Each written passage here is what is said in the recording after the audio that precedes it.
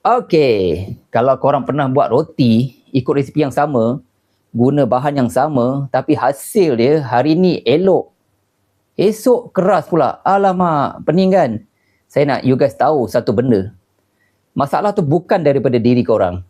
Okey, by the way, nama saya Chef Riz. Saya dah lebih 15 tahun bekerja dalam dapur industri. Urus dough, ban, hampir setiap hari. Dan satu benda yang saya belajar sepanjang pengalaman saya dalam industri ni, ikut resipi semata-mata tak cukup, babe. Dulu saya pun pelik, kenapa buat benda yang sama hari-hari tapi dapat hasil yang berbeza. Tak konsisten.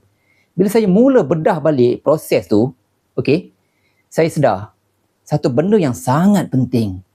Roti lembut bukan bermula dari resipi semata-mata tau, tapi dia bermula daripada fahaman kita kepada dough tu. Okey, sebab tu dalam PJJ percuma ni, saya tak terus ajar resipi tau. Saya nak you guys faham dulu asas yang orang selalu skip.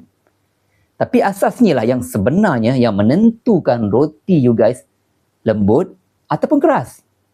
Dalam modul asas ni, kita akan bincangkan tentang kenapa resepi yang sama boleh bagi hasil yang berbeza. Macam mana nak kenal dough yang betul? Kita guna tangan kita je sendiri. Kita tak buka agak-agak je. Kita guna, kita tekan, kita tengok dough kita sendiri. Dan apa tu hydration level? Tanpa buat korang pening dengan kiraan. Okay, lastly, proofing. Proofing yang betul bukan main tekan ikut suka hati semata-mata. Ini semua bukan teori kosong tau. Ini benda yang saya kumpul daripada pengalaman dapur sebenar saya. Saya tak janji roti korang terus perfect lepas ni tau. Tapi saya boleh janji satu benda. Lepas kelas ni habis, korang akan tahu apa yang korang buat. Dan kenapa korang buat benda tu. So, kelas ni saya susun ikut playlist. Okay? Saya sarankan you guys, tonton ikut susunan yang saya susun tu. Jangan lompat, jangan skip.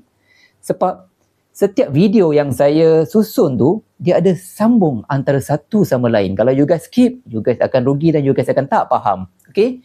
Kita mula dengan soalan penting dulu. Kenapa resipi sama, hasil roti tu boleh berbeza? Okay, jumpa saya dalam video yang pertama. Jom!